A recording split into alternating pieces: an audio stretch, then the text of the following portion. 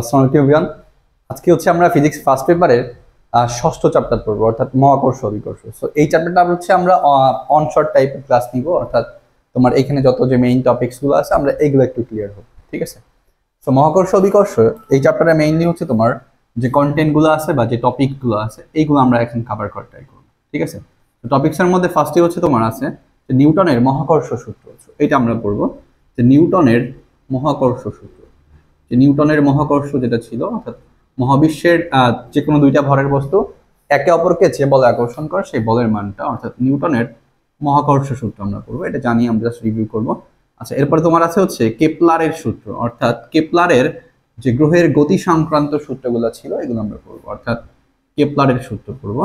এবং এরপরে তোমার আছে হচ্ছে যে অভিকর্ষ ত্বরণ, এইটা আমরা পড়বো। যে অভিকর্ষ ত্বরণ জি যেটা ছিল, এই জি এর মানটা কেমনে বের করতে হয় এটা শিখবো। এবং এই অভিকর্ষ ত্বরণের তারতম্যটা পড়তে হবে, এবং এটা তোমার খুবই ইম্পর্টেন্ট, অর্থাৎ অভিকর্ষ ত্বরণের তারতম্য আমরা পড়বো।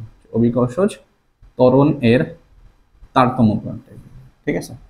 অভিকর্ষ ত্বরণের তারতম্য, অর্থাৎ অভিকর্ষ ত্বরণের মানটা স্থান ভেদে এটা চেঞ্জ হয়, অর্থাৎ তোমার পৃথিবী পৃষ্ঠে যা হবে মঙ্গল গ্রহের পৃষ্ঠে এই মানটা চেঞ্জ হতে পারে, ঠিক আছে? তো অভিকর্ষ ত্বরণের জি এর তারতম্য। এরপরে তোমার আছে হচ্ছে মুক্তিবেগ। আমরা মুক্তিবেগ পড়ার ট্রাই করবো, যে মুক্তিবেগ বা এসকেপ ভেলোসিটি এটা কি। এবং এরপরে তোমার আছে হচ্ছে যে কৃত্রিম উপগ্রহ বা স্যাটেলাইট, অর্থাৎ স্যাটেলাইটের আমরা মেইনলি তিনটা রাশি করি, যে একটা স্যাটেলাইট বা কৃত্রিম উপগ্রহের বেগ, পর্যায়কাল, এবং স্যাটেলাইটটা ভূপৃষ্ঠ থেকে কত উচ্চতায় থেকে পৃথিবীকে প্রদক্ষিণ করতেছে সেই উচ্চতা, ঠিক আছে? অর্থাৎ আমরা হচ্ছে কৃত্রিম উপগ্রহ এই রিলেটেড যা যা আছে সবগুলোই পড়ার ট্রাই করবো, ওকে?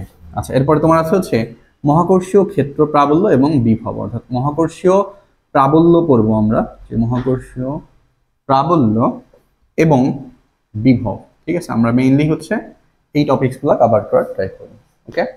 আচ্ছা, ফার্স্টে হচ্ছে আমরা নিউটনের মহাকর্ষ সূত্র এটা ট্রাই করি, যে নিউটনের মহাকর্ষ সূত্র আসলে কি ছিল এটা আমরা করবো। যে মহাবিশ্বের যে কোনো ভরের দুইটা বস্তু কি করে, একে অপরকে একটা বলে আকর্ষণ করে, এবং সেই বলের মানটা কত হবে। তো আমরা প্রথম জিনিসটা পড়বো, অর্থাৎ নিউটনের মহাকর্ষ সূত্র এটা পড়ার ট্রাই করবো।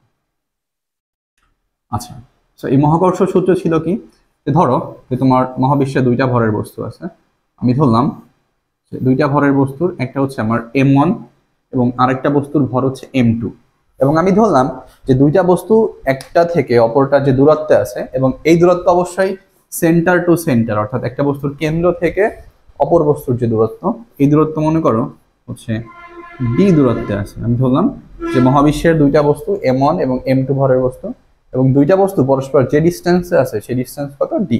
তাহলে এই ক্ষেত্রে দুইটা বস্তুর মধ্যকার যে বলের মান হইতো সেই বল হচ্ছে F সমানুপাতিক m1 ইন্টু m2, অর্থাৎ মহাকর্ষীয় বলের মানটা হচ্ছে ভরের গুণফলের সমানুপাতিক এবং এদের মধ্যবর্তী দূরত্বের বর্গের ব্যস্তানুপাতিক। দেন তুমি এটাকে কম্বাইন করলে এরকম পাইতা যে F is equal to G into m1 m2 by হচ্ছে ডি স্কোয়ার। সো এটা হচ্ছে আমার সেই মহাকর্ষীয় সূত্র, অর্থাৎ দুইটা ভরের বস্তুর মধ্যে যে আকর্ষণ বল কাজ করে সেই আকর্ষণ বলের মানটা হচ্ছে এত। এবং এখানে মনে রাখবা এই যে মহাকর্ষীয় যে বল F, এই বলটা হবে হচ্ছে আমার আকর্ষণ বল, অর্থাৎ দুইটা বস্তুর মধ্যে যে বল হচ্ছে এটা হচ্ছে আমার আকর্ষণ বল। আচ্ছা, এটা হচ্ছে আমার সেই মহাকর্ষীয় বলটা কি হবে, এটা হচ্ছে আমার সেই আকর্ষণ বল। অর্থাৎ এখানে তোমার m1 ভরের বস্তু m2 কে একটা বলে টানতেছে, সিমিলার ভাবে m2 ভরের বস্তু m1 কে কি করতেছে, একটা বলে টানতেছে। এখন এই বলের মানটা খুবই ছোট, খুবই কম, এই জন্য আসলে বস্তুগুলোর আপেক্ষিক সরণ আসলে বা পরিবর্তন বোঝা যায় না, ঠিক আছে?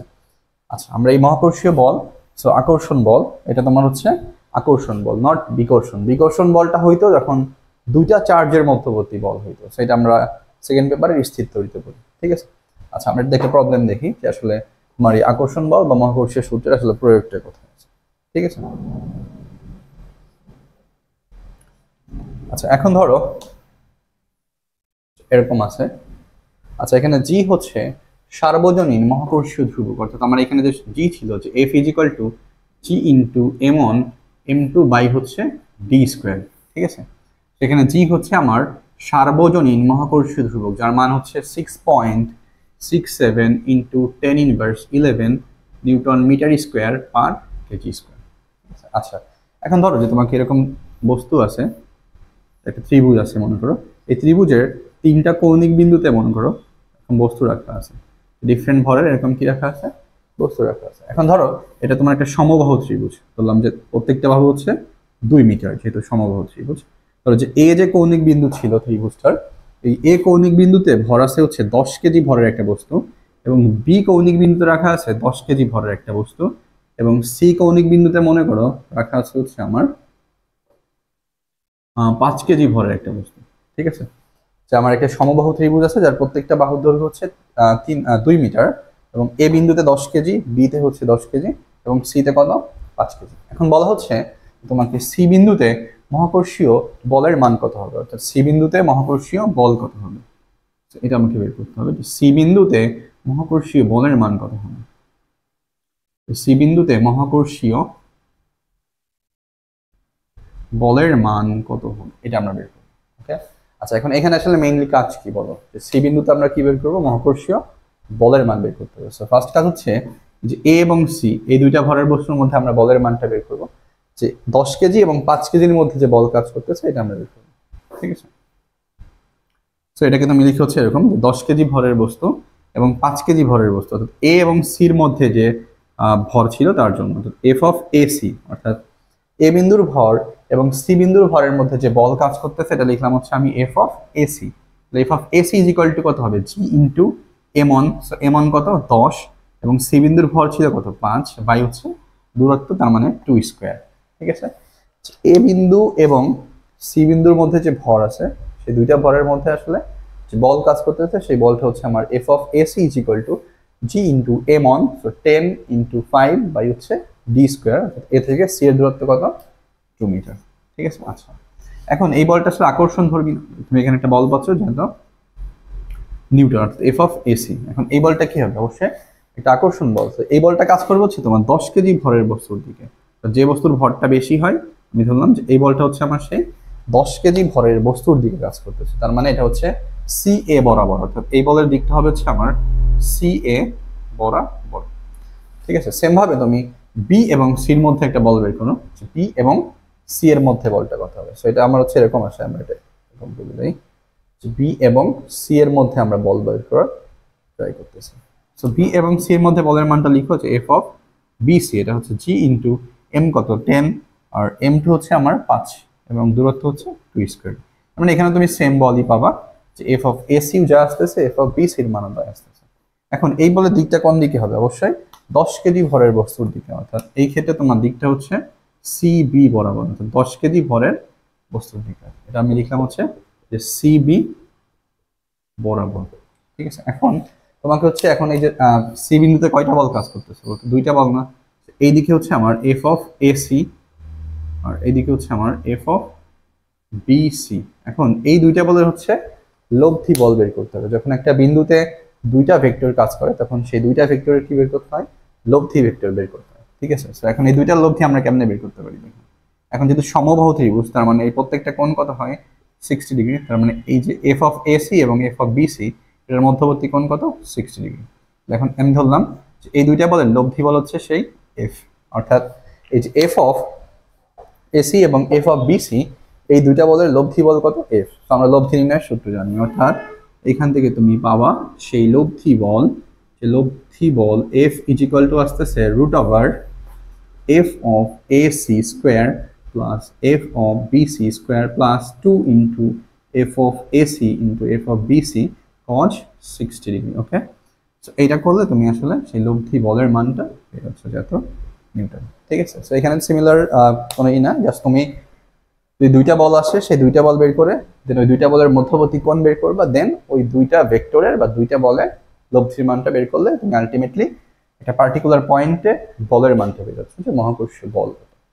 আচ্ছা, এরপরে হচ্ছে আমাদের 2 নম্বর টাইপ। সো এটা আমরা পড়বো হচ্ছে যে কেপলারের তৃতীয় সূত্র। ঠিক আছে, আমরা এখান থেকে আরেকটা সমস্যার সমাধান করতে পারি, এরকম যে মহাকর্ষ সূত্র দিয়ে তোমাকে বলে যে দুইটা ভরের একটা বস্তু আছে, এখন কোথায় বা কোন বিন্দুতে মহাকর্ষীয় বলের মানটা শূন্য হবে, অর্থাৎ এরকম বিষয়টা যে মহাকর্ষীয় বলের মান শূন্য দেখাইতে হবে, যে কোথায়। সে ধরো তোমার এইখানে একটা বস্তু আছে 10 কেজি ভরের বস্তু। ঠিক আছে, এখন ধরো যে 10 কেজি ভরের বস্তু থেকে আমি ধরলাম একটা দূরত্ব, সেই দূরত্ব হচ্ছে আর মনে করো, বা এই দূরত্বকে আমি ডিরেক্টলি ধরলাম হচ্ছে 2 মিটার, অর্থাৎ 10 কেজি ভরের বস্তু থেকে মনে করো 2 মিটার দূরে 5 কেজি ভরের আরেকটা বস্তু আছে, ঠিক আছে।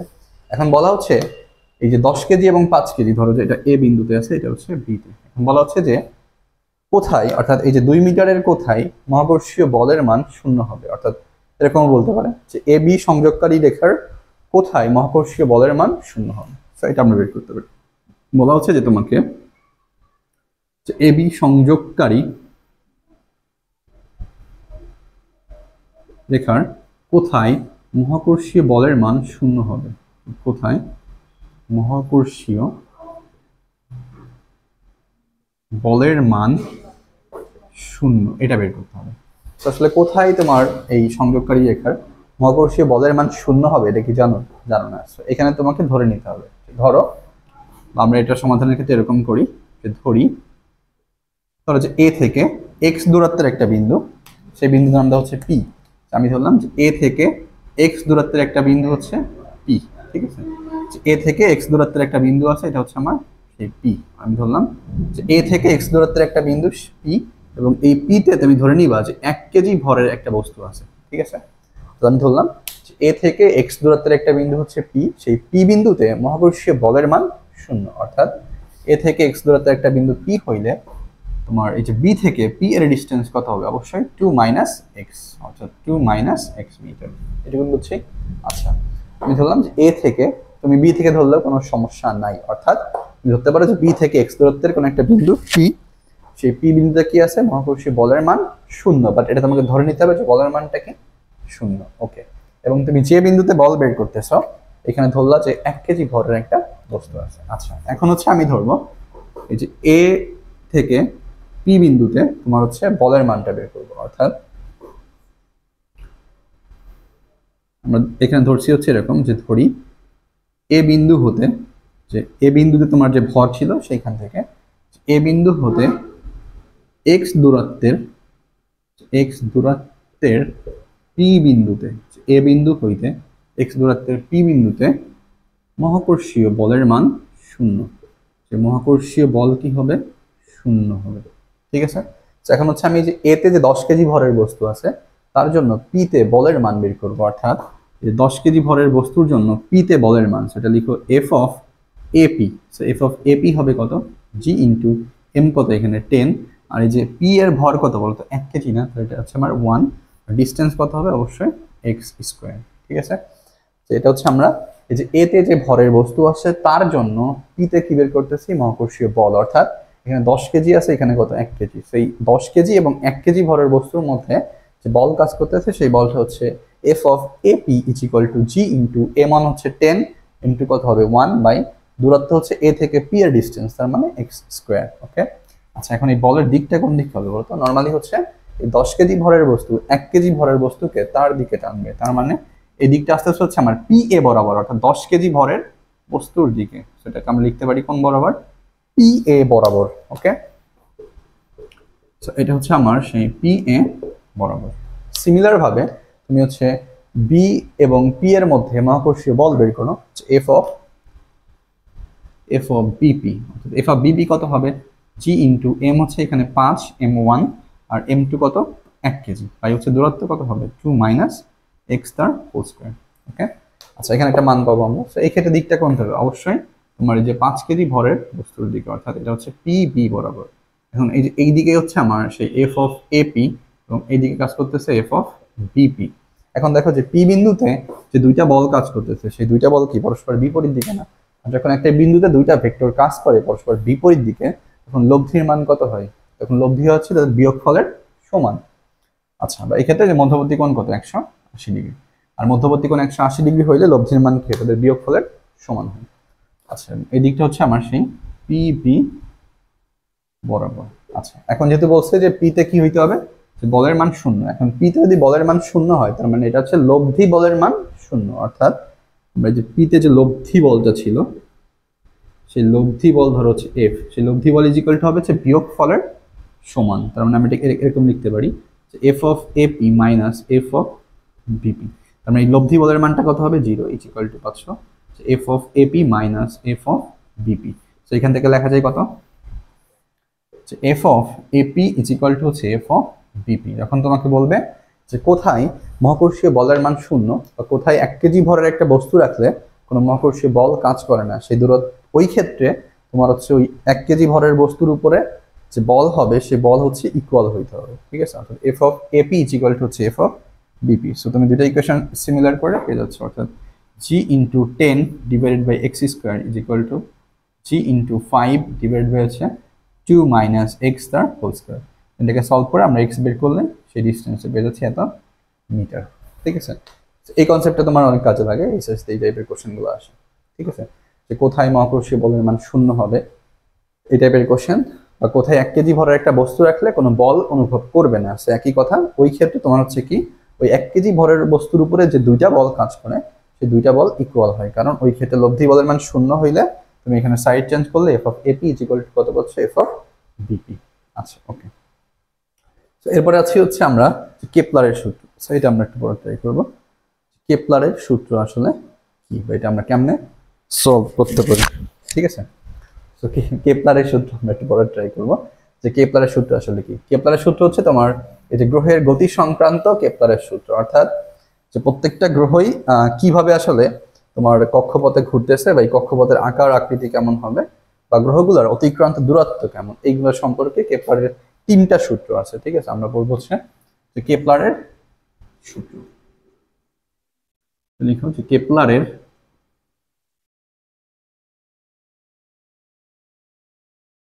সূত্র, ঠিক আছে। কেপলারের হচ্ছে গ্রহের গতি সংক্রান্ত 3টা সূত্র আছে, যে কেপলারের গ্রহের গতি সংক্রান্ত 3টা সূত্র আছে। আমরা প্রথম সূত্র পড়বো।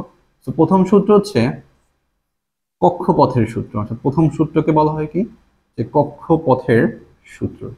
সেই কক্ষপথের সূত্র আসলে কি, এই যে প্রত্যেকটা গ্রহ অর্থাৎ মহাবিশ্বে যত গ্রহ আছে সেই গ্রহগুলা কি করতেছে নির্দিষ্ট কক্ষপথে ঘুরতেছে। এখন এই কক্ষপথের আসলে আকারটা কেমন বা আকৃতি কেমন এই সম্পর্কে বলা আছে, অর্থাৎ কেপলার বলছে যে প্রথম সূত্রে বা কক্ষপথের সূত্রে এরকম বলা আছে যে প্রতিটা গ্রহই সূর্যকে ফোকাসে রেখে, যে প্রত্যেকটা গ্রহই সূর্যকে ফোকাসে রেখে উপবৃত্তাকার পথে ঘুরে, অর্থাৎ যে মহাবিশ্বের প্রতিটি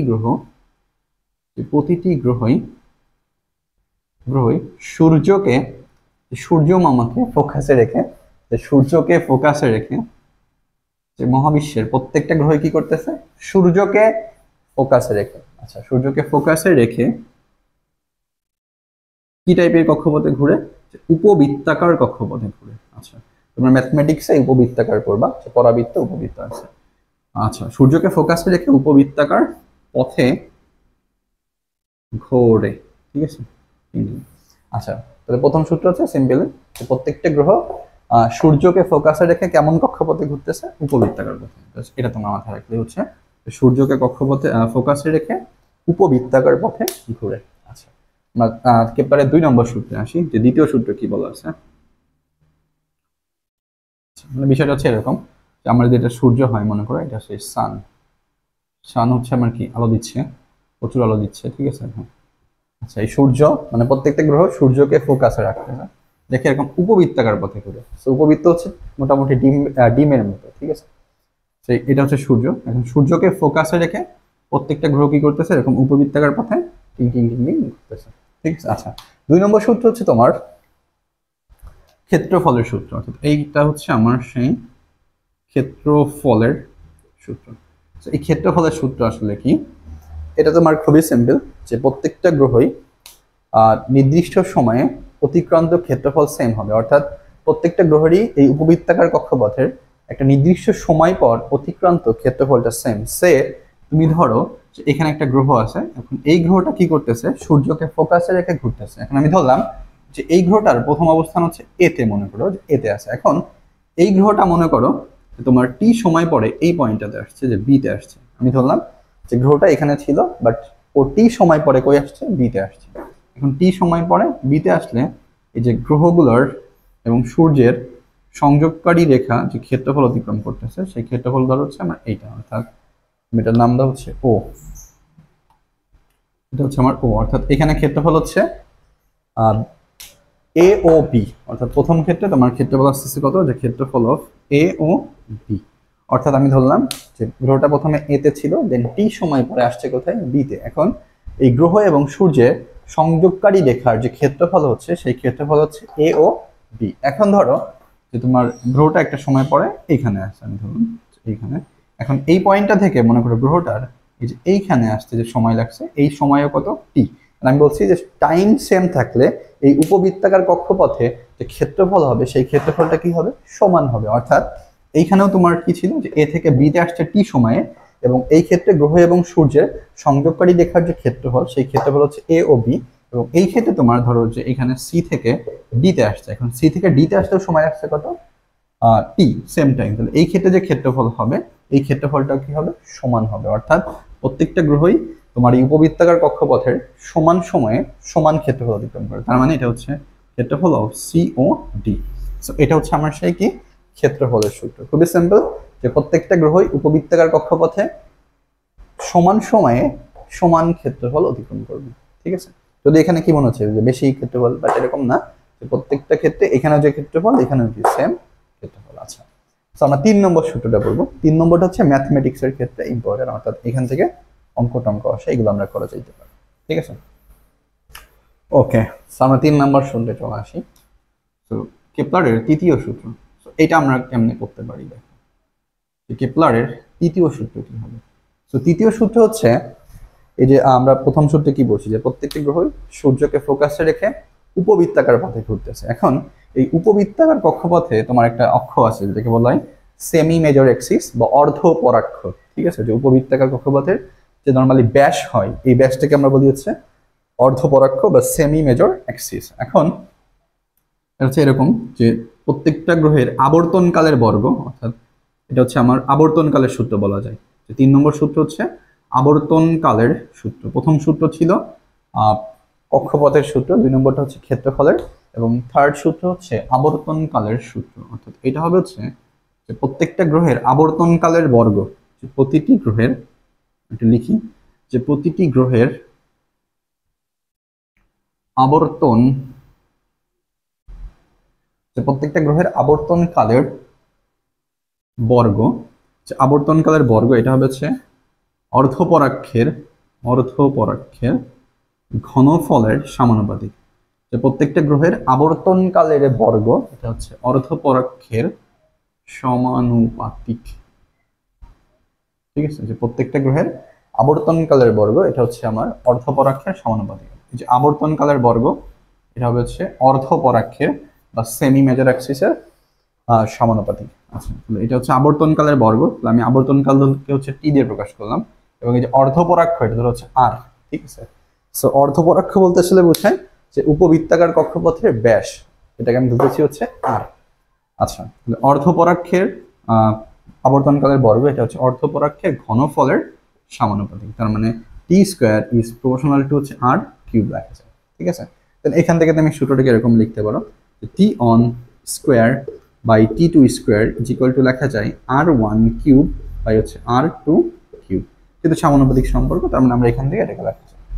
ঠিক আছে, তো এখান থেকে কোশ্চেন আসে, আমরা এটা একটা ম্যাথ করে দেখি যে কিরকম করা যায়। ঠিক আছে, তাহলে প্রত্যেকটা গ্রহের আবর্তনকালের বর্গ অর্ধপরাক্ষের ঘনফলের সমানুপাতিক। ঠিক আছে, আচ্ছা, সো আমরা এইটা দিয়ে একটা অঙ্ক করে দেখি কি করা যায়। আচ্ছা, ধরো এরকম বলা আছে যে মনে করো পৃথিবী বাই চান্স ছোট হয়ে গেছে। ঠিক আছে, এখন তো পৃথিবীর যে ব্যাসার্ধ আছে, মনে করো যে হঠাৎ করে পৃথিবীর ব্যাসার্ধ অর্ধেক হয়ে গেছে। ঠিক আছে, এখন পৃথিবীর ব্যাসার্ধ অর্ধেক হয়ে গেলে এই ক্ষেত্রে পৃথিবীর আবর্তনকাল কত হবে? সো এখন আবর্তনকাল কত পৃথিবীর?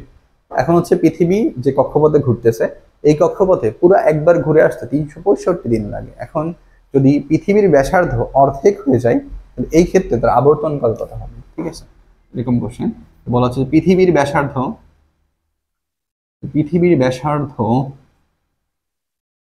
অর্ধেক করা হলে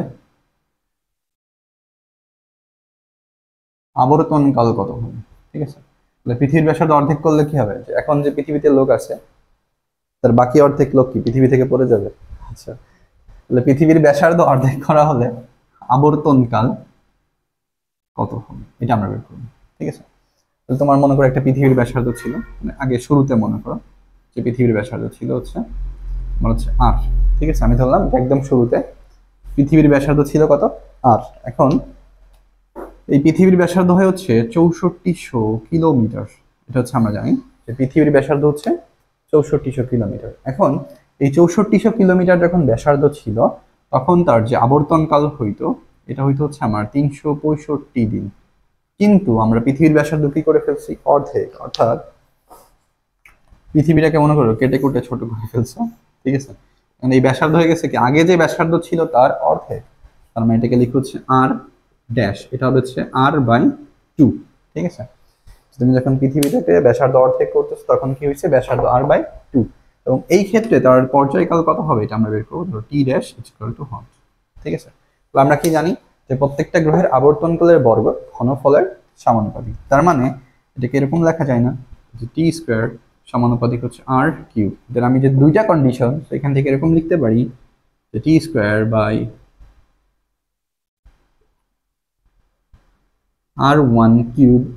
এটা লেখা যায় কত? t'² হচ্ছে r'³।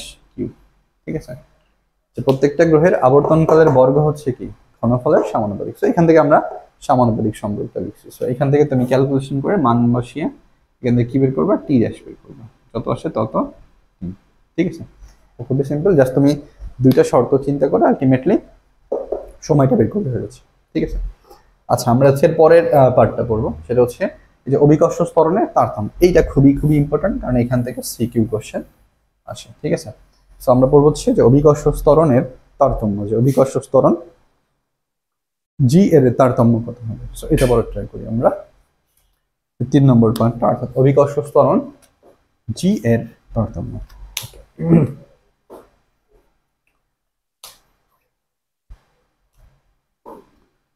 এটা হচ্ছে আমাদের অভিকর্ষ ত্বরণ, এটা আমরা পড়ব অভিকর্ষ ত্বরণ। আচ্ছা, অভিকর্ষ ত্বরণ এটা হচ্ছে আমার জি, অর্থাৎ যে মহাবিশ্ব মানে এই পৃথিবী যে কোনো ভরের বস্তুকে কি করতে তার কেন্দ্রের দিকে টানতেছে। যে মহাবিশ্বের প্রত্যেকটা বস্তুকে পৃথিবী হচ্ছে তার কেন্দ্রের দিকে টানতেছে। এখন কেন্দ্রের দিকে যে ত্বরণে টানতেছে সেই ত্বরণটা হচ্ছে জি, বা এই ত্বরণটাকে বলা হচ্ছে অভিকর্ষ ত্বরণ। ঠিক আছে? এখন এই অভিকর্ষ ত্বরণ আসলে কত হবে? সো ফার্স্ট হচ্ছে আমরা পৃথিবীর ক্ষেত্রে জিনিসটাকে হিসাব করি। ধরো যে এটা তোমার হচ্ছে পৃথিবী আছে, ধরো পৃথিবীর কেন্দ্র হচ্ছে আমার ও। ঠিক আছে? এখন ধরো যে পৃথিবীর পৃষ্ঠে একটা বস্তু আছে, এই বস্তুর ভর হচ্ছে আমার এম। পৃথিবীর পৃষ্ঠে একটা বস্তু আছে যার ভর কত? এম। এবং কেন্দ্র থেকে পৃষ্ঠ পর্যন্ত দূরত্ব, এটা কি হবে? পৃথিবীর ব্যাসার্ধ আর। ঠিক আছে? এই ক্ষেত্রে তোমার, এবং ধরো যে পৃথিবীর ভর হচ্ছে ক্যাপিটাল এম। ঠিক আছে? ক্যাপিটাল এমটা হচ্ছে পৃথিবীর ভর, এবং পৃথিবীর পৃষ্ঠে যে বস্তু আছে তার ভর কত? এম। তাহলে এই যে এই দুইটা এম ভরের বস্তুর মধ্যে যে মহাকর্ষীয় বল কাজ করবে সেই বল কত হবে? আমরা একটু আগে পরে আসছি, F=G*(m)m বাই হচ্ছে ব্যাসার্ধ কত ছিল বা দূরত্ব r²। ঠিক আছে? এখন এই F= কত লেখা যায়? এখন এই ভরের বস্তুকে পৃথিবী তার কেন্দ্রের দিকে যে বলে টানতেছে সেটা হচ্ছে তোমার যে অভিকর্ষীয় বল, সেই বল কত হবে? F=mg। তার মানে তুমি এখানে F= লিখতে পারো mg=g*(mm) বাই হচ্ছে r²।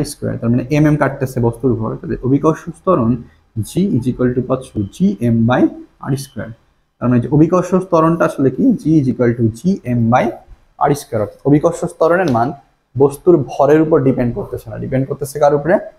এম এর উপর। অর্থাৎ তুমি যে গ্রহের পৃষ্ঠে থেকে অভিকর্ষ ত্বরণ বের করতেছো সেই গ্রহের ভর এবং ওই গ্রহের ব্যাসার্ধ। এখন যদি গ্রহটা পৃথিবী হয় তাহলে এই ক্যাপিটাল এম হবে হচ্ছে পৃথিবীর ভর, আর আর হবে হচ্ছে পৃথিবীর ব্যাসার্ধ।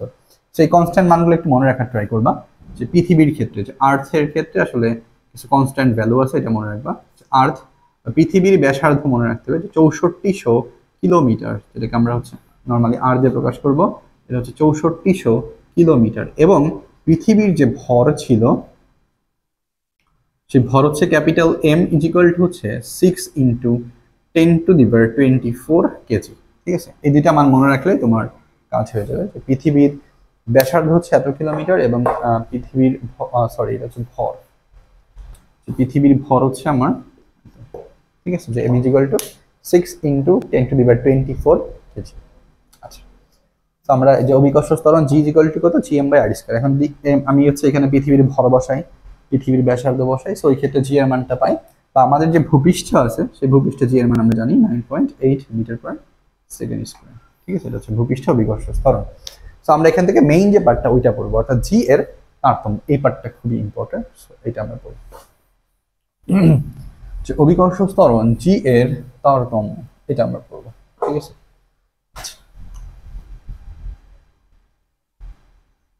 জি এর তারতম্য মানে জি এর পরিবর্তনটা আমরা পড়বো। তো জি এর তারতম্যের ক্ষেত্রে আমরা এখানে 4টা পরিবর্তন আছে, এটা পড়বো। তো জি এর তারতম্যের বা পরিবর্তন হওয়ার 4টা কারণ আছে, ঠিক আছে। প্রথমে আছে হচ্ছে পৃথিবীর আকারের জন্য, যে পৃথিবীর আকার। তো আমরা জানি যে পৃথিবীর আকারটা আসলে কেমন বলতো, একদম গোলাকার? অবশ্যই না। যে পৃথিবীর আকারটা হচ্ছে একদম পারফেক্টলি সার্কুলার না বা গোলাকার না বা সার্কেল শেপের না। এই পৃথিবীর আকারটা হচ্ছে মোটামুটি তোমার ডিম্বা আকার বা কমলা লেবুর মতো, ঠিক আছে। যে তোমার উপর দিক থেকে চাপা এবং সাইডে একটু চওড়া, ঠিক আছে। তো পৃথিবীর আকারের জন্য ধরো আমি একটা কমলা লেবু আঁকি, ঠিক আছে, এরকম, অর্থাৎ এটা হচ্ছে আমার কমলা লেবু। এখন পৃথিবীর আকার কি বলতো, এই যে এই অঞ্চলের দিকে বা এইটাকে আমরা বলি হচ্ছে বিষুবীয় অঞ্চল, অর্থাৎ এটা হচ্ছে আমার কি অঞ্চল, বিষুবীয়, আর এটাকে বলা হচ্ছে মেরু অঞ্চল, ঠিক আছে। আচ্ছা, বিষুবীয় আরেকটা নাম আছে, এটাকে বলে নিরপেক্ষ রেখা বা নিরক্ষ রেখা, ঠিক আছে। বিষুবীয়কে আমরা কি বলবো, নিরক্ষ রেখা। আচ্ছা, এখন পৃথিবীর আকারটা হচ্ছে মোটামুটি এরকম কমলা লেবুর মতো, উপর দিক থেকে চাপা এবং এই সাইডে কি বলতো একটু চওড়া। তার মানে তুমি বুঝতেইছো এই দিকে বলতো দূরত্বের মানটা কি, এই কেন্দ্র থেকে এই বিষুবীয় অঞ্চলের দিকে কি দূরত্ব বেশি না, এবং কেন্দ্র থেকে মেরু অঞ্চলের দিকে দূরত্ব কি কম।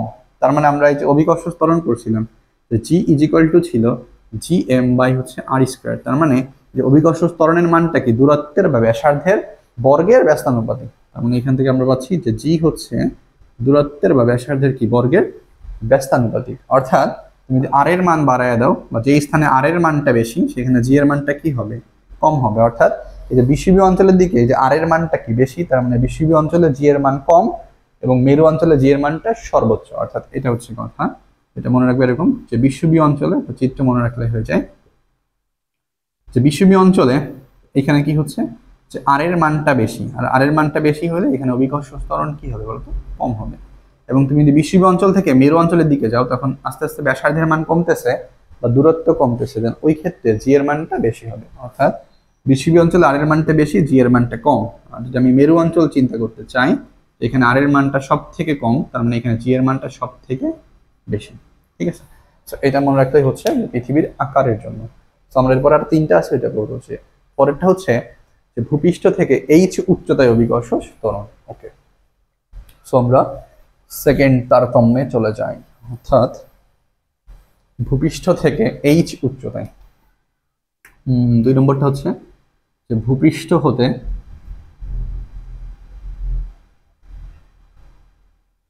এইচ উচ্চতায় অভিকর্ষজ ত্বরণ, ঠিক আছে। যে ভূপৃষ্ঠ থেকে তুমি যদি এইচ উচ্চতায় যাও তাহলে এই এইচ উচ্চতায় অভিকর্ষ ত্বরণ কত হবে। আচ্ছা, তো ধরো আচ্ছা এটা হচ্ছে আমার পৃথিবী। সো পৃথিবী পৃষ্ঠ কেন্দ্র থেকে পৃষ্ঠ পর্যন্ত দূরত্ব হচ্ছে আর, ঠিক আছে। যে কেন্দ্র থেকে পৃষ্ঠ দূরত্ব হচ্ছে আর। সো তুমি পৃষ্ঠ থেকে কত উচ্চতায় যাচ্ছ, এইচ উচ্চতায়। ধরলাম যে আমি ভূপৃষ্ঠ থেকে এইচ উচ্চতায় যাচ্ছি। সো এই যে এইচ উচ্চতায় গেলে তো তোমাকে যে এইচ উচ্চতায় অভিকর্ষ ত্বরণ কত হবে এটা বের করতে হবে। তো তুমি যখন ভূপৃষ্ঠে ছিলা তখন জি এর মানটা 9.8 ছিল, বাট যখন ভূপৃষ্ঠ থেকে একটা উচ্চতায় উঠবা তখন ওইখানে জি এর মান কিন্তু 9.8 না। অর্থাৎ একটা উচ্চতায় গেলে তোমার জি এর মানটা চেঞ্জ হচ্ছে। এখন এই এইচ উচ্চতায় জি এর মান কত হবে এটা আমরা বের করবো। অর্থাৎ ভূপৃষ্ঠ থেকে এইচ উচ্চতায় জি এর মানটা হয় হচ্ছে জি ড্যাশ ইকুয়াল টু লিখো G into 1 minus 2h by R, এটা একটা ফর্মুলা আছে। অথবা এটাকে এরকম লেখা যায় G dash equal to G into, এরকম লেখা যায় R by R plus H তার হোল স্কোয়ার ইন্টু হচ্ছে জি, ঠিক আছে। তো 2টা সমীকরণ আছে, বাট 2টা সমীকরণ 2টা ডিফারেন্ট পারপাসে ইউজ করতে হবে। প্রথমটা হচ্ছে যে ভূপৃষ্ঠ থেকে এইচ উচ্চতা, বা 2টাই হচ্ছে আমার ভূপৃষ্ঠ থেকে এইচ উচ্চতায় অভিকর্ষ ত্বরণ। কিন্তু যে প্রথম যে সমীকরণটা আছে এই সমীকরণটা অ্যাপ্লাই করবো তখনই যখন তোমাকে কোনো একটা অঙ্কে উচ্চতার মান, অর্থাৎ ভূপৃষ্ঠ থেকে তুমি যে উচ্চতায় গেছো সেই উচ্চতার মান যদি 100 কিলোমিটার থেকে কম থাকে, এইচ এর মান যদি 100 কিলোমিটার থেকে কম হয় তখন এই মানটা বা এই সূত্রটা ইউজ করবো। অর্থাৎ এইচ এর মানটা এটা এরকম লিখে রাখো, যদি এইচ ইজ লেস দ্যান কি হয় 100 কিলোমিটার, বা 100 কিলোমিটারের সমান হয় মোটামুটি। ঠিক আছে, যদি এইচ এর মানটা ভূপৃষ্ঠ থেকে তুমি যে উচ্চতায় যাচ্ছ সেই উচ্চতার মান যদি 100 কিলোমিটার থেকে কম বা তার সমান হয়, তাইলে হচ্ছে আমরা প্রথম সূত্রটা অ্যাপ্লাই করতে পারবো। আর সেকেন্ড সূত্র হচ্ছে মোটামুটি 100 কিলোমিটার বা তার থেকে বেশি হইলে তুমি এই ফর্মুলাটা ইউজ করতে পারবো। ঠিক আছে, এটা হচ্ছে আমার ভূপৃষ্ঠ থেকে এইচ উচ্চতায়। আচ্ছা, আমরা ঠিক এটার আন্ডারেই পড়বো আরেকটা, সেটা হচ্ছে ভূপৃষ্ঠ থেকে আমি যদি গভীরের দিকে নামি, পৃথিবী পৃষ্ঠ থেকে আমি নিচের দিকে নামলে জি এর মান কত হবে। ঠিক আছে, ওকে। আচ্ছা, ভূপৃষ্ঠ থেকে এইচ গভীরতায় এটা বলবো যে ভূপৃষ্ঠ হতে এইচ গভীরতায় অভিকর্ষ ত্বরণ। ভূপৃষ্ঠ থেকে এইচ গভীরতায় গেলে অভিকর্ষ ত্বরণ কত হবে। এখন হচ্ছে আমি ভূপৃষ্ঠ থেকে কি করতেছি, এইচ গভীরে নামতেছি। ধরো যে তুমি পৃষ্ঠে ছিলা, এখন একটা এইচ গভীরে চলে আসছো, কতটুকু নিচে নামছো, এইচ এইচ পরিমাণ গভীরে আসতেছে। সেই ভূপৃষ্ঠ থেকে যদি এইচ গভীরে আসি, ওই ক্ষেত্রে আসলে এই যে এই পয়েন্টটাতে তুমি যে এইচ গভীরে আসছো, সেই এইচ গভীরতায় যে অভিকর্ষ ত্বরণ হয়, সেই ত্বরণটা হবে হচ্ছে G dash is equal to G into 1 minus H by R. এই জি হচ্ছে ভূপৃষ্ঠের জি, দ্যাট মিনস 9.8। অর্থাৎ ভূপৃষ্ঠ থেকে এইচ গভীরতায় আসলে তোমার যে অভিকর্ষ ত্বরণ হচ্ছে, সেই অভিকর্ষ ত্বরণ হবে হচ্ছে G dash is equal to G into 1 minus H by R. তোমাকে যে সূত্রের পারপাসগুলো মনে রাখতে হবে, যে কোন কন্ডিশনে কোন সূত্র অ্যাপ্লাই করা যাচ্ছে। ঠিক আছে, অর্থাৎ ভূপৃষ্ঠ থেকে এইচ গভীরতায় অভিকর্ষ ত্বরণ G dash is equal to হচ্ছে জি ইন্টু 1 মাইনাস এইচ বাই আর। ওকে।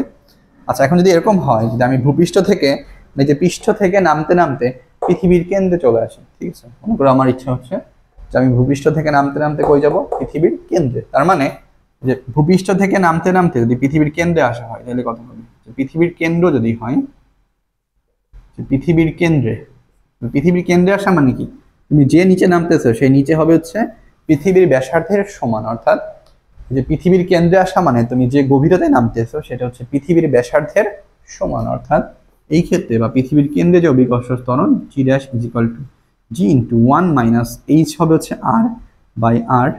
তার মানে এটা পাবো হচ্ছে তুমি 0। অর্থাৎ তুমি যদি পৃথিবীর কেন্দ্রে চলে আসো তখন অভিকর্ষ ত্বরণ কত হবে, 0। অর্থাৎ পৃথিবীর কেন্দ্রে কোনো অভিকর্ষ ত্বরণ নাই। আচ্ছা, আমরা 3 নম্বরটা পড়বো, সেটা হচ্ছে পৃথিবীর আর্নিক গতির জন্য। ঠিক আছে, আমরা আর্নিক গতিটা পড়বো। আর্নিক গতির জন্য আসলে অভিকর্ষ ত্বরণের কিরকম চেঞ্জ হয়।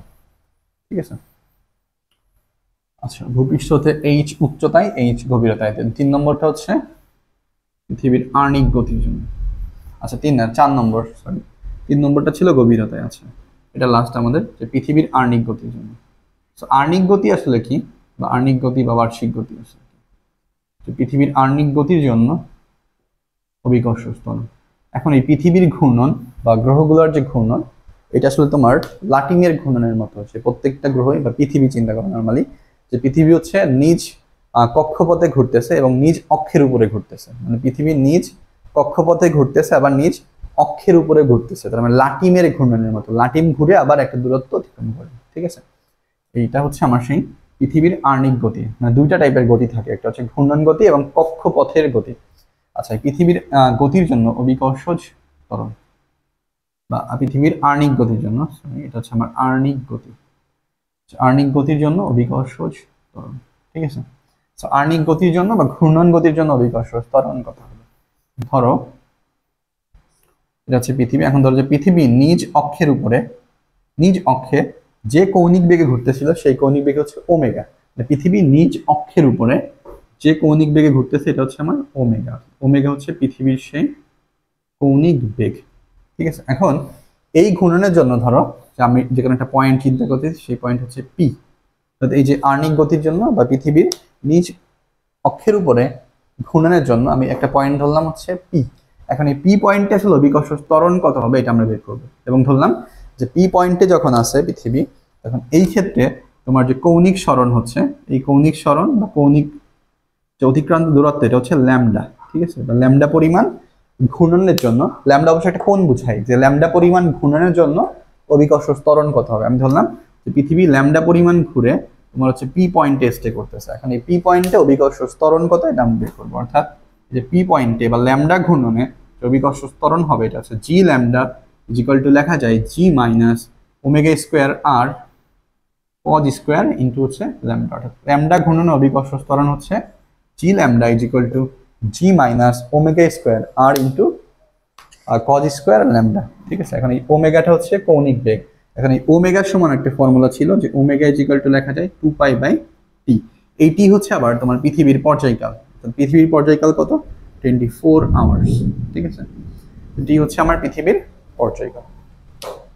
অর্থাৎ এই যে ল্যামডা ঘূর্ণনে যে অভিকর্ষ ত্বরণ আসতেছে এটা হচ্ছে G lambda is equal to G minus omega square R into cos square lambda. এখন যদি এরকম হয় যে আমরা দুইটা এখানে শর্ত পড়বো, যে দুইটা নোটে আমরা এটা লিখে রাখি যে দুইটা শর্তে, সেটা হচ্ছে যে পৃথিবী যদি হচ্ছে তোমার এই যে বিষুবীয় অঞ্চলে থাকে বা এই বিষুবীয় অঞ্চলে অভিকর্ষ ত্বরণ কত হবে, আর হচ্ছে আমরা মেরু অঞ্চলটাকে চুজ করবো। অর্থাৎ এই যে বিষুবীয় অঞ্চল এইখানে তোমার হচ্ছে জি এর মানটা কত হবে, বিষুবীয় অঞ্চলে জি এর মান কত হবে। তো বিষুবীয় অঞ্চলের ক্ষেত্রে আমরা ধরবো হচ্ছে ল্যামডার মান হচ্ছে 0 ডিগ্রি, বা আমরা সবসময় এই যে বিষুবীয় অঞ্চলটাকে বেস লাইন ধরতেছি। যখন বিষুবীয় অঞ্চল চিন্তা করতেছি তখন হচ্ছে ল্যামডার মানটা বা ঘূর্ণনের মানটা এক্স অক্ষের সাথে 0 আছে। তার মানে যে বিষুবীয় অঞ্চলে তোমাকে যখন বলা হচ্ছে যে বিষুবীয় অঞ্চল, অর্থাৎ বিষুবীয় অঞ্চলের ক্ষেত্রে তোমার ল্যামডা কত হবে, ল্যামডা হচ্ছে 0 ডিগ্রি। তার মানে এটা বিষুবীয় অঞ্চলে যে অভিকর্ষ ত্বরণ এটা লিখো G 0 degree is equal to G minus omega square R cos square lambda হচ্ছে কত, 0। কজ 0 এর মান হচ্ছে 1, অর্থাৎ এই যে বিষুবীয় অঞ্চলে অভিকর্ষ ত্বরণ পাওয়া হচ্ছে জি মাইনাস ওমেগা স্কোয়ার ইন্টু আর। ঠিক আছে, অর্থাৎ বিষুবীয় অঞ্চলে অভিকর্ষ ত্বরণের মান ভূপৃষ্ঠের অভিকর্ষ ত্বরণ থেকে একটু কম। দেখো যে বিষুবীয় অঞ্চলে যে অভিকর্ষ ত্বরণ পাচ্ছ সেই ত্বরণের মানটা কি ভূপৃষ্ঠে যে অভিকর্ষ ত্বরণ ছিল তার থেকে সামথিং মাইনাস করতেছে, তার মানে অবশ্যই কম পাওয়া যাবে। কারণ এখানে আমরা প্রথমটাই দেখছিলাম যে বিষুবীয় অঞ্চলে জি এর মান আর এর মানটা কি বেশি, তার মানে জি এর মানটা কম। আচ্ছা, এটা এরপর হচ্ছে তোমার হচ্ছে মেরু অঞ্চলের আসো, যে মেরু অঞ্চলের ক্ষেত্রে কত হবে। ঠিক আছে, হচ্ছে বিষুবীয় আর হচ্ছে মেরু অঞ্চল সিমিলার। যখন আমরা মেরু অঞ্চল চিন্তা করব তখন হচ্ছে ল্যামডার মান হচ্ছে 90 ডিগ্রি। আমরা ধরবো হচ্ছে বেজ লাইনটা হচ্ছে এই যে এক্স অক্ষ। যখন তোমার হচ্ছে যে মেরু অঞ্চলে আসতেছে, মেরু অঞ্চলের ক্ষেত্রে ল্যামডার মানটা হচ্ছে 0 ডিগ্রি, অর্থাৎ মেরু অঞ্চল হইলে ল্যামডার মানটা হচ্ছে 90 ডিগ্রি। তার মানে যে মেরু অঞ্চলে বা জি 90 ডিগ্রি অবস্থানে অভিকর্ষ ত্বরণ হবে জি minus omega square R into cos square, cause 90 মান 0। তার মানে এটা পাচ্ছ জি, অর্থাৎ মেরু অঞ্চলে অভিকর্ষ ত্বরণের মান ভূপৃষ্ঠের অভিকর্ষ ত্বরণের সমান। ঠিক আছে, অর্থাৎ এই যে মেরু অঞ্চলে অভিকর্ষ ত্বরণের মান ভূপৃষ্ঠের অভিকর্ষ ত্বরণের কি হবে, সমান হবে। ঠিক আছে, এখান থেকে কোশ্চেন আসে কিন্তু খুবই খুবই ইম্পর্টেন্ট এই প্রশ্ন। অর্থাৎ মেরু অঞ্চল বিষুবীয় অঞ্চল বা আর্নিক গতির জন্য জি এর মানটা কত হচ্ছে এটা আমরা বের করতে পারবো। ঠিক আছে, আচ্ছা আমরা এটাতে একটু অঙ্ক দেখবো কেমনে কি আসে। ঠিক আছে, আচ্ছা ওকে ওকে ওকে ওকে আচ্ছা আমরা এটা দিয়ে হচ্ছে বার্নিক গতির জন্য জিনিসটা দেখি। এরকম তোমাকে যেরকম বলা হয় যে এরকম যদি বলা হয়, সো আমরা এটা দেখি, তো বোর্ড টোড কালো হয়ে গেছে, এটা এখানে নিতে হচ্ছে।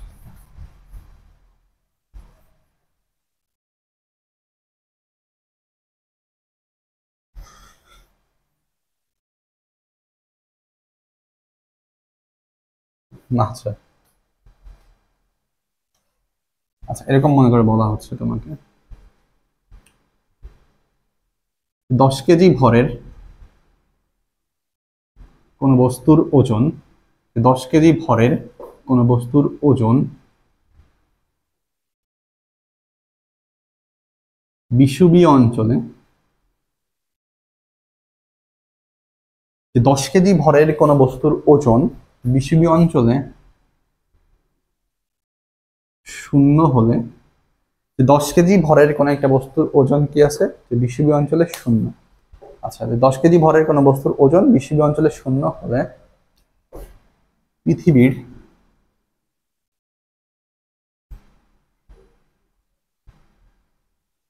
কৌণিক বেগের মান কত হবে, পৃথিবীর কৌণিক বেগের মান কত। ঠিক আছে, অর্থাৎ আমরা হচ্ছে এখানে 10 কেজি ভরের বস্তুর একটা ওজন বিষুবীয় অঞ্চলে কি হবে, 0। ওজন মানে আসলে বোঝায়, ওজন মানে আসলে কি, যে কোনো একটা বস্তুর ওজন ডাব্লিউ ইজ ইকুয়াল টু লেখা যায় এম ইন্টু জি। ঠিক আছে, যে কোনো বস্তুর ওজন হচ্ছে ডাব্লিউ ইজ ইকুয়াল টু হচ্ছে mg। এখন 10 কেজি ভরের একটা বস্তুর ওজন কোন অঞ্চলে শূন্য, বিষুবীয় অঞ্চলে শূন্য হলে, এই যে বিষুবীয় অঞ্চলে কি বলছে, শূন্য হইলে পৃথিবীর কৌণিক বেগের মান কত। এই ক্ষেত্রে তোমাকে পৃথিবীর কৌণিক বেগ ওমেগা ইজ ইকুয়াল টু হট এটা বের করতে হবে। এখন কি বলছে যে বিষুবীয় অঞ্চলে ওজন কি হচ্ছে বলতো, শূন্য হচ্ছে না। তার মানে তুমি এখানে এরকম লিখতে পারো, এটা হচ্ছে আমার সেই বিষুবীয় অঞ্চল। এইখানে একটা বস্তুর ওজন কত, ডাব্লিউ হচ্ছে শূন্য। তাহলে বিষুবীয় অঞ্চলে আমরা ল্যামডার মান কত পাইছিলাম বলতো, যে বিষুবীয় অঞ্চলে ল্যামডার মান হচ্ছে 0 ডিগ্রি। তার মানে এই যে বিষুবীয় অঞ্চলে যে অভিকর্ষ ত্বরণ এটা g0 ইকুয়াল টু আসতেছিল আমাদের g minus omega square into r। So এটা আমরা একটু আগে দেখছি যে বিষুবীয় অঞ্চলে যে অভিকর্ষ ত্বরণ এটা হচ্ছে g0 equal to g minus omega square into r। তাহলে তোমাকে বলছে যে বিষুবীয় অঞ্চলে বস্তুর ওজন কত, শূন্য। আর আমরা জানি কোন একটা বস্তুর ওজন ডাব্লিউ ইকুয়াল টু কত, mg, এবং এই জিটা অবশ্যই বিষুবীয় অঞ্চলের জি ইকুয়াল টু কত, 0। তার মানে তুমি এখানে পাচ্ছ যে বিষুবীয় অঞ্চলে অভিকর্ষ ত্বরণের মানটা কত, শূন্য। বা সিম্পল কথায় একটা বস্তুর ওজন যেখানে শূন্য সেখানে অবশ্যই তার জি এর মানটাও শূন্য, অর্থাৎ বিষুবীয় অঞ্চলে ওজন শূন্য, তার মানে এখানে জি এর মানটা কত হবে, শূন্য। অর্থাৎ এই মানটা হচ্ছে শূন্য equal to G minus omega square into R. অর্থাৎ এখানে জি এর মান শূন্য হইতে গেলে পৃথিবীর যে কৌণিক বেগটা আসলে কত হবে এটা আমরা বের করবো। তার মানে ইকুয়েশন চেঞ্জ করলে এরকম পাবা omega square R equal to G. তো তোমার লাগবে হচ্ছে ওমেগা, তার মানে ওমেগা স্কয়ার ইকুয়াল টু পাবা জি বাই আর। তো জি এর মান তুমি জানো ভূপৃষ্ঠের জি 9.8, আর আর হচ্ছে পৃথিবীর ব্যাসার্ধ, তার মানে 6400 কিলোমিটার। তো 6400 ইন্টু 10⁻3, তার মানে এত রেডিয়ান পার সেকেন্ড। ঠিক আছে, যদি বিষুবীয় অঞ্চলে ওজন শূন্য হয় তখন কৌণিক বেগ কত হবে, এত রেডিয়ান পার সেকেন্ড। ওকে, আচ্ছা এই টাইপের কোশ্চেন গুলো তোমাকে থাকলে হচ্ছে। আচ্ছা, এরপর হচ্ছে আমরা জি এর তারতম্যটা পড়ে ফেলছি, অভিকর্ষ ত্বরণ, জি এর অভিকর্ষ ত্বরণের তারতম্য এটা পড়ছি। আচ্ছা, এরপর আছে হচ্ছে মুক্তিবেগ বা এসকেপ ভেলোসিটি বা মুক্তিবেগটা আসলে কি। ঠিক আছে, সো আমরা মুক্তিবেগটা পড়ার ট্রাই করি। ওকে, আচ্ছা আমরা মুক্তিবেগ করব, যে মুক্ত করার বেগ। ঠিক আছে, আজ আমি তোমাকে মুক্ত করে দিই। আচ্ছা, মুক্ত করার বেগ। আচ্ছা, মুক্তিবেগ কত হবে এটা বের। আচ্ছা, আমার এটা হচ্ছে 5 নম্বরটা ছিল, আমরা বলবো না, সরি, মুক্তিবেগ।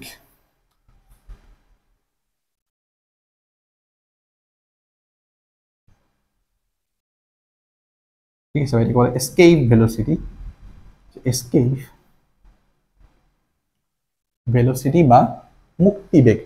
সেই মুক্তিবেগ জিনিসটা আসলে কি, এটা হবে হচ্ছে আমি যদি একটা বস্তুকে পৃথিবী থেকে বা ভূপৃষ্ঠ থেকে মহাশূন্যে পাঠাইতে চাই, তাহলে ওই বস্তুকে যে বেগে নিক্ষেপ করতে হয় ওই বেগকে বলা হচ্ছে মুক্তিবেগ। অর্থাৎ ভূপৃষ্ঠ থেকে একটা বস্তুকে সর্বনিম্ন যে বেগে নিক্ষেপ করলে সেটি মহাশূন্যে চলে যায় ওই বেগটাকে বলা হচ্ছে মুক্তিবেগ, অর্থাৎ এসকেপ ভেলোসিটি। অর্থাৎ এরকম লিখে রাখতে পারো, ভূপৃষ্ঠ থেকে যে বেগে নিক্ষেপ করলে, অবশ্যই ভূপৃষ্ঠ থেকে বা এটা তোমার চন্দ্রপৃষ্ঠ হইতে পারে, বাট আমরা নর্মালি হচ্ছে আগে হচ্ছে পৃথিবী চিন্তা করব, তারপরে অন্য গ্রহটা রয়ে গেলে হিসাব করবো। ঠিক আছে, যে বেগে নিক্ষেপ করলে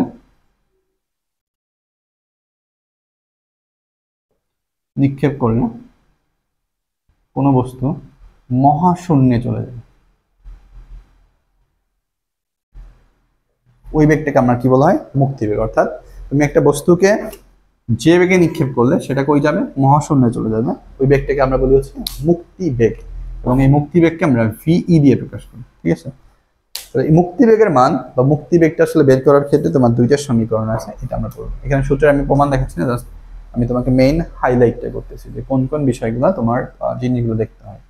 আচ্ছা, মুক্তিবেগের মানটা আসলে কত হবে, সেই মুক্তিবেগের মান বের করার সূত্র হচ্ছে তোমার যে মুক্তিবেগ ভিই ইজ ইকুয়াল টু হবে হচ্ছে √2gm বাই হচ্ছে আর।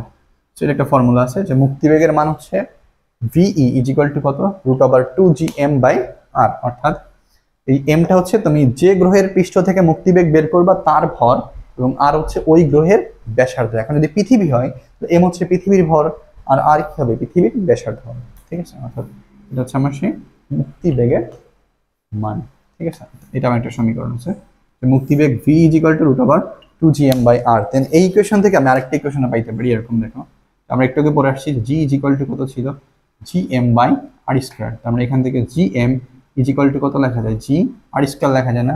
এই সমীকরণে তুমি এরকম পাইতে পারো যে V is equal to root over 2gm, তার মানে gm মানে কত ছিল, জি আর স্কোয়ার বাই হচ্ছে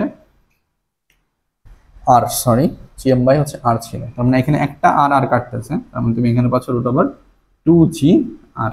ঠিক আছে, দুইটা সমীকরণ এবং দুইটা সমীকরণ ডিফারেন্ট আছে। দেখো যে প্রথম সমীকরণে ছিল গ্রহের ভর এবং গ্রহের ব্যাসার্ধ, দেন 2 নম্বর সমীকরণে অভিকর্ষ ত্বরণ আর কি ব্যাসার্ধ রিলেটেড। সো দুইটা সমীকরণ মনে রাখলেই হচ্ছে যে মুক্তিবেগের মান হচ্ছে রুট ওভার 2gm বাই আর, একটা আছে রুট ওভার 2g আর।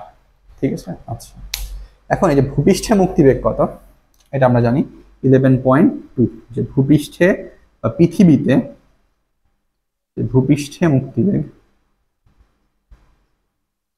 এই ভূপৃষ্ঠে মুক্তিবেগ ভি ইজ ইকুয়াল টু হচ্ছে তোমার 11.2 কিলোমিটার পার সেকেন্ড। অর্থাৎ আমি যদি পৃথিবী পৃষ্ঠ থেকে একটা বস্তুকে মহাশূন্যে পাঠাইতে চাই তাহলে তাকে সর্বনিম্ন 11.2 কিলোমিটার পার সেকেন্ড বেগে নিক্ষেপ করতে হবে। ঠিক আছে, এটা হচ্ছে আমার সেই ভূপৃষ্ঠের মুক্তিবেগ, এটা হচ্ছে 11.2 কিলোমিটার পার সেকেন্ড।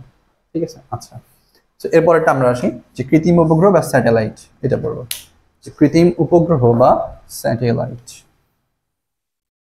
আচ্ছা এখানে লিখে রাখো এম মানে হচ্ছে গ্রহের ভর, যদি এটা পৃথিবী হয় তাহলে পৃথিবীর ভর, যদি চাঁদ হয় তাহলে চাঁদের ভর, এই জন্য এটাকে এম মানে তুমি মনে রাখবা গ্রহের ভর।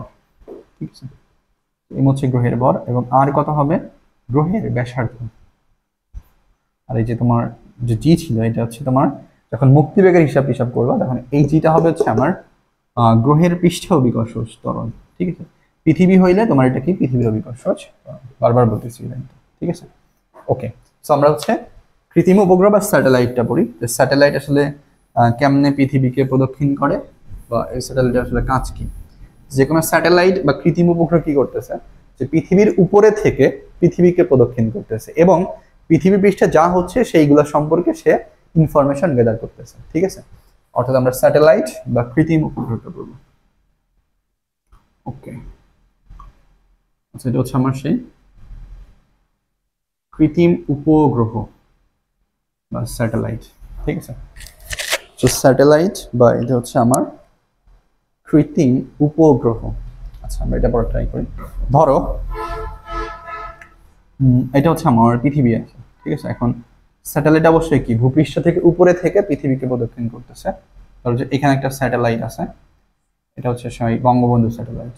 ঠিক আছে, জয় বাংলা বঙ্গবন্ধু স্যাটেলাইট। আচ্ছা এখন এই স্যাটেলাইটটা কি করতেছে, এই স্যাটেলাইট হচ্ছে ভূপৃষ্ঠ থেকে একটা উচ্চতায় আছে, এটা হচ্ছে এইচ উচ্চতায়।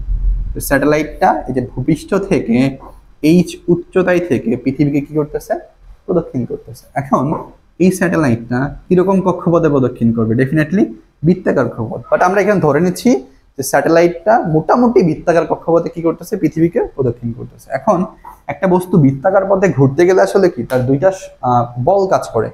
যখন একটা বস্তু বৃত্তাকার পথে ঘুরে তখন ওই বস্তুর উপরে দুইটা বল কাজ করে, একটা হচ্ছে কেন্দ্রমুখী বল আর একটা হচ্ছে কেন্দ্র বিমুখী বল। তার মানে আমি ধরলাম যে এই স্যাটেলাইটের ভর হচ্ছে এম এবং যে পৃথিবী ছিল সেই পৃথিবীর ভর কত ক্যাপিটাল এম, এবং আমি ধরলাম যে স্যাটেলাইটটা এরকম যে কক্ষপথে ঘুরতেছিল সেই কক্ষপথে তার যে বেগ ছিল সেই বেগ হচ্ছে ভি, এবং এটা অবশ্যই রৈখিক বেগ, অর্থাৎ স্যাটেলাইটটার রৈখিক বেগ কত ভি। ঠিক আছে, এখন এই স্যাটেলাইটটা এরকম বৃত্তাকার কক্ষপথে কি ঘুরতেছে, তার মানে এই স্যাটেলাইটের উপরেও কি দুইটা বল কাজ করতেছে, একটা হচ্ছে কেন্দ্র বিমুখী বল। তার মানে এই কেন্দ্র বিমুখী বলটা স্যাটেলাইটকে বাইরে ছিটকে নিতে যাচ্ছে, তাহলে এই কেন্দ্র বিমুখী বল কাজ করতেছে কোন দিকে বলতো উপরের দিকে। সো এইদিকে হচ্ছে আমার সেই কেন্দ্র বিমুখী বল। এখন এই কেন্দ্র বিমুখী বলের মান কত হবে, স্যাটেলাইটটা যে কেন্দ্র বিমুখী বল কাজ করে সেই বলটা ধরো হচ্ছে F1 ইকুয়াল টু আমরা জানি যে mv²/r ছিল, তার মানে আর হবে হচ্ছে এখানে তোমার যে কেন্দ্র থেকে যে উচ্চতা আছে তার মানে এটা হচ্ছে সেই r প্লাস h। অর্থাৎ আমরা নিউটনের বলবিদ্যা চ্যাপ্টারে কেন্দ্রমুখী বল বা কেন্দ্র বিমুখী বল পড়ছিলাম, তো এখানে যে কেন্দ্র বিমুখী বল কাজ করতেছে স্যাটেলাইটটাকে যে কেন্দ্রের বাইরের দিকে ফেলাই দিচ্ছে যে বলে সেই বল হচ্ছে mv²/r, বাট এখানে r প্লাস h। ঠিক আছে, এবং কথা হচ্ছে এই যে কেন্দ্র বিমুখী বলের বিপরীতে কাজ করবে কি কেন্দ্রমুখী বল না, তার মানে যে কেন্দ্রের দিকে একটা বল কাজ করতেছে যাকে বলা হচ্ছে কেন্দ্রমুখী বল। এখন কথা হচ্ছে এই স্যাটেলাইটটাকে আসলে কেন্দ্রমুখী বলের যোগান দিবে কে, আসলে এখানে কেন্দ্রমুখী বল বলতে হবে হচ্ছে তোমার সেই মহাকর্ষীয় বল, অর্থাৎ এই পৃথিবী এম ভরের স্যাটেলাইটকে যে বলে টানতেছে এটাই হবে তার কেন্দ্রমুখী বল। ঠিক আছে, অর্থাৎ এই যে কেন্দ্রের দিকে তোমার যে বল কাজ করতেছে এটাকে বলা হচ্ছে কেন্দ্রমুখী বল। এখন এই কেন্দ্রমুখী বল মানে আসলে কি, এই যে এম ভরের পৃথিবী এবং এম ভরের স্যাটেলাইট, এম ভরের পৃথিবী স্যাটেলাইটটাকে যে বলে তার কেন্দ্রের দিকে টানতেছে, এটা হচ্ছে সেই কেন্দ্রমুখী বল। তার মানে এই কেন্দ্রমুখী বল F2 ইজিক্যাল টু হবে হচ্ছে মহাকর্ষীয় বল, তার মানে F is equal to G into M1, M by হচ্ছে ডিস্টেন্স কত ছিল R প্লাস H তার হোল স্কয়ার। ঠিক আছে, এখন স্যাটেলাইটটা যদি বৃত্তাকার পথে ঘুরে তখন অবশ্যই কি F1 ইজিক্যাল টু F2 হবে। সো আমি ধরেই নিচ্ছি ঘুরতেছে, তার মানে এখানে হচ্ছে তোমার লেখা যায় F1 ইজিক্যাল টু হচ্ছে F2। কিন্তু তুমি দুটাকে ইকুয়েশন করে সমাধান করলে যে বেগের মানটা পাবা সেই বেগ হচ্ছে V ইজিক্যাল টু আসবে root over GM by R plus H, অর্থাৎ স্যাটেলাইটটা যে রৈখিক বেগ হয় সেই রৈখিক বেগ V ইজিক্যাল টু হবে হচ্ছে root over 2GM by R plus H। অর্থাৎ যখন একটা স্যাটেলাইট ভূপৃষ্ঠ থেকে H উচ্চতায় থেকে পৃথিবীকে প্রদক্ষিণ করতেছে তখন তার যে রৈখিক বেগ সেটা হচ্ছে V is equal to root over GM by R plus H। ঠিক আছে, আচ্ছা ওকে। এরপর হচ্ছে আমরা 2 নম্বর প্যারামিটারটা পড়বো। প্রথমটা পড়ছি স্যাটেলাইটের বেগ, পরে পড়বো হচ্ছে আমরা স্যাটেলাইটের পর্যায়কাল, অর্থাৎ একটা স্যাটেলাইটের এই পুরা কক্ষপথ ঘুরতে যে সময় লাগতেছে বা পৃথিবীকে একবার প্রদক্ষিণ করতে যে টাইম লাগতেছে তাকে বলা হবে তার পর্যায়কাল। ঠিক আছে, আমরা এটা বলবো স্যাটেলাইটের পর্যায়কাল। ওকে ওকে ওকে, আচ্ছা আমরা পর্যায়কালটা পড়ি। স্যাটেলাইটের পর্যায়কাল কত হবে? আচ্ছা আমরা হচ্ছে পর্যায়কাল পড়বো 2 নম্বর প্যারামিটার, সেটা হচ্ছে স্যাটেলাইটের পর্যায়কাল, এটাকে আমরা টি দিয়ে প্রকাশ করবো। পৃথিবী উপগ্রহের পর্যায়কাল টি ইজিক্যাল টু হবে হচ্ছে twice pi root over R plus H তার হোল কিউব বাই হচ্ছে GM। ঠিক আছে, এটা স্যাটেলাইটের যে পর্যায়কাল সেই পর্যায়কাল বের করতে গেলে আমরা সিম্পলি এই ফর্মুলাটা ইউজ করবো, যে পর্যায়কাল টি ইজিক্যাল টু হবে হচ্ছে twice pi root over R plus H তার হোল কিউব বাই হচ্ছে GM। আচ্ছা, আরেকটা আছে হচ্ছে স্যাটেলাইটের উচ্চতা বের করার ক্ষেত্রে সমীকরণ, যে স্যাটেলাইটটা আসলে ভূপৃষ্ঠ থেকে কত উচ্চতায় থেকে পৃথিবীকে প্রদক্ষিণ করতেছে, অর্থাৎ স্যাটেলাইটের উচ্চতা বের করতে হবে। সো আমরা উচ্চতা বের করার ক্ষেত্রে সমীকরণ হচ্ছে উচ্চতা H ইজিক্যাল টু হবে GM T square by 4 pi square on third minus হচ্ছে R। অর্থাৎ এটা হচ্ছে আমার স্যাটেলাইটের উচ্চতা। আসলে দুইটা ইকুয়েশন মনে রাখলে এখানে হয়ে যায়, দেন তুমি ইকুয়েশন সলভ করে H এর মানটা যদি আনো এরকমই আসে, সে উচ্চতা H is equal to GM T square by 4 pi square on third minus R। So R হচ্ছে পৃথিবীর ব্যাসার্ধ আর T হচ্ছে পৃথিবীর পর্যায়কাল, এটা আমরা জানি 24 ঘন্টা। ঠিক আছে, পৃথিবীর পর্যায়কাল কত? 24 আওয়ার্স।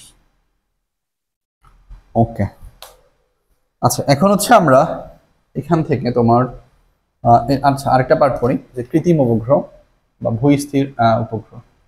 কৃত্রিম উপগ্রহ, ঠিক আছে, ওই যে ভূস্থির উপগ্রহ কি হবে, যে কৃত্রিম উপগ্রহ এটা আমরা করব। যে কৃত্রিম উপগ্রহ বা স্যাটেলাইট এটা আসলে কি, এটা যে কৃত্রিম উপগ্রহ, আচ্ছা সরি কৃত্রিম উপগ্রহ না, ভূস্থির উপগ্রহ। ঠিক আছে, ভূস্থির উপগ্রহ এটা আমরা করার ট্রাই করি, যে ভূস্থির উপগ্রহ আসলে কি হবে। আচ্ছা, ভূস্থির উপগ্রহ বলতে আসলে বোঝায় যে স্যাটেলাইটের বা যে কৃত্রিম উপগ্রহের আবর্তনকাল 24 ঘন্টা তাকে বলা হচ্ছে ভূস্থির উপগ্রহ। অর্থাৎ যে কৃত্রিম উপগ্রহের আবর্তনকাল, যে কৃত্রিম উপগ্রহের আবর্তনকাল কত হবে, উপগ্রহের আবর্তনকাল 24 ঘন্টা 24 আওয়ার্স, তাকে হচ্ছে আমার কি বলে, যে ভূস্থির উপগ্রহ বা জিও স্টেশনারি স্যাটেলাইট, তাকে হচ্ছে ভূস্থির উপগ্রহ বলা হয়। ঠিক আছে, তাহলে তোমাকে যদি বলা হয় যে একটা স্যাটেলাইটকে যদি ভূস্থির উপগ্রহে পরিণত করতে হয় তাহলে আসলে কত উচ্চতায় পাঠাইতে হবে, তার মানে ভূস্থির বললে আবর্তনকাল কত হবে 24 ঘন্টা, অর্থাৎ আবর্তনকাল 24 ঘন্টা করতে গেলে তোমাকে কত উচ্চতায় উঠাইতে হবে এটা বের করতে হবে। সো এই ক্ষেত্রে আমি এটা ইউজ করলে সমীকরণ হয়ে যাবে। ঠিক আছে, যে স্যাটেলাইটের আবর্তনকাল 24 ঘন্টা তাকে বলা হচ্ছে ভূস্থির উপগ্রহ। আচ্ছা আমরা লাস্ট টপিকটা বলবো, মহাকর্ষীয় প্রাবল্য এবং বিভব। সেই মহাকর্ষীয় প্রাবল্য, প্রাবল্য মানে হচ্ছে অন কাইন্ডস ফোর্স, প্রাবল্য মানে বল বোঝায়। ঠিক আছে, আমরা এই মহাকর্ষীয় প্রাবল্য পড়বো। সো তুমি তড়িৎ ক্ষেত্রের প্রাবল্য পড়ছো সেকেন্ড পেপারে, ঠিক আছে, স্থির তড়িতে, বাট আমরা এখানে হচ্ছে মহাকর্ষীয় প্রাবল্য পড়বো। ঠিক আছে, So, এটা আসলে কি, বা এই মহাকর্ষীয় প্রাবল্য, এই জিনিসগুলো আসলে কি কেমনে বের করতে হয়, ঠিক আছে। আচ্ছা, যে কোনো প্রাবল্য মানে বল বুঝায়, ঠিক আছে। So, প্রাবল্য যদি বল হয় তাহলে প্রাবল্য অবশ্যই কি রাশি, ভেক্টর রাশি। যে মহাকর্ষীয় প্রাবল্য এটা হচ্ছে এক প্রকার বল, ব্র্যাকেট দিয়ে লিখে রাখা হচ্ছে বল। তাহলে মহাকর্ষীয় প্রাবল্য ডেফিনেটলি কি রাশি, ভেক্টর রাশি। মহাকর্ষীয় প্রাবল্য হচ্ছে আমার ভেক্টর রাশি। ওকে, আচ্ছা এখন এই মহাকর্ষীয় প্রাবল্যের মান কত হবে। ধরো যে তোমার একটা ভরের বস্তু আছে যার ভর হচ্ছে এম, আমি ধরলাম যে এম ভরের বস্তু থেকে সে আর দূরত্বে, এম ভরের বস্তু থেকে মনে করো আর দূরত্বে একটা বিন্দু আছে, এম ভরের বস্তু হইতে, মানে মহাবিশ্বের একটা বস্তু এম, এম ভরের বস্তু থেকে আর দূরত্বে তোমার একটা বস্তু আছে যার ভর হচ্ছে 1 কেজি, ঠিক আছে। এখন এই যে আর দূরত্বে যে 1 কেজি ভরের বস্তু আছে তার উপরে যে মহাকর্ষীয় প্রাবল্য হবে, সেই প্রাবল্য হচ্ছে ই ইজ ইকুয়াল টু লেখা যাবে জি এম বাই হচ্ছে আর স্কোয়ার, অর্থাৎ এটা হচ্ছে আমার সেই মহাকর্ষীয় প্রাবল্য বের করার ফর্মুলা। সো প্রাবল্য ভেক্টর রাশি হইলে এই প্রাবল্যের কি আছে, দিক আছে, এবং দিকটা হবে হচ্ছে তোমার এই যে এম ভরের বস্তুর দিকে, অর্থাৎ তুমি যে বিন্দুতে প্রাবল্য বের করবা সেখানে সবসময় 1 কেজি ভরের বস্তু রাখবা, এটা মনে রাখলে হচ্ছে আমি যে বিন্দুতে প্রাবল্য বের করব সেখানে কি থাকবে, 1 কেজি ভরের বস্তু থাকবে, অর্থাৎ এবং এই ক্ষেত্রে তোমার যে প্রাবল্যের দিকটা হবে সেটা হচ্ছে আমার এম ভরের বস্তুর দিকে, অর্থাৎ 1 কেজি ভরের বস্তুকে এম ভরের বস্তু কি করছে, তার দিকে টানতেছে, ঠিক আছে। তো মহাকর্ষীয় প্রাবল্য is equal to G M by R square. আচ্ছা, এরপর আছে হচ্ছে মহাকর্ষীয় বিভব। এরপরে হচ্ছে আমরা মহাকর্ষীয় বিভবটা পড়ি, যে মহাকর্ষীয় বিভব। এখন এই বিভব বলতে আসলে কাঁচ বোঝায়, আর কাঁচ কি রাশি বলতো, স্কেলার রাশি, তার মানে এই মহাকর্ষীয় বিভবটাও ডেফিনেটলি স্কেলার রাশি, ঠিক আছে, এটা হচ্ছে স্কেলার। মানে মহাকর্ষীয় বিভব আসলে কি হবে, সেই মহাকর্ষীয় বিভব বের করার ফর্মুলা হচ্ছে বিভব V is equal to minus G M by R, এবং এই মহাকর্ষীয় বিভবের মানটা নেগেটিভ আসে, এগুলা প্রমাণে আছে। এখন আমরা জাস্ট মহাকর্ষীয় বিভব ভি ইজ ইকুয়াল টু কত, মাইনাস জি এম বাই আর, ঠিক আছে। এখন এখানে আর কিছু কোশ্চেন থাকে এরকম, যে মহাকর্ষীয় বিভবের সর্বোচ্চ মান কত, যে মহাকর্ষীয় বিভবের সর্বোচ্চ মান কত হবে, মানে মহাকর্ষীয় বিভবের মান তুমি সবসময় কি পাবা, নেগেটিভ পাবা, কিন্তু এই সর্বোচ্চ মান আসলে কত, যে নেগেটিভ ভ্যালুর সর্বোচ্চ মান হচ্ছে 0, অর্থাৎ মহাকর্ষীয় বিভবের সর্বোচ্চ মান, মহাকর্ষীয় বিভব সবসময় নেগেটিভ দিবে, কিন্তু এই নেগেটিভ ভ্যালুর যে সর্বোচ্চ মান সেটা হচ্ছে 0, যে মহাকর্ষীয় বিভবের সর্বোচ্চ মান এটা হবে হচ্ছে আমার 0, এবং এই সর্বোচ্চ মান কোথায় পাওয়া যাবে বলতো, আমি এই বিভবের ইকুয়েশনে বা দূরত্ব যদি অসীম হয়, তুমি যদি অসীম দূরত্বে মহাকর্ষীয় বিভব বের করো, তার মানে তোমার ইকুয়েশনটা আসে V is equal to minus G M by infinity, তার মানে সামথিং বাই ইনফিনিটি মানে কত, 0, অর্থাৎ এই যে অসীম দূরত্বে মহাকর্ষীয় বিভবের মান কি আসবে, 0 আসবে, এবং এই 0 মানটা আসলে কি মহাকর্ষীয় বিভবের সর্বোচ্চ মান, ঠিক আছে। তো এটাই ছিল হচ্ছে আমাদের চ্যাপ্টারের মেইন যে টপিকসগুলো কভার করে, সেই কভার করা টপিকসের হাইলাইট।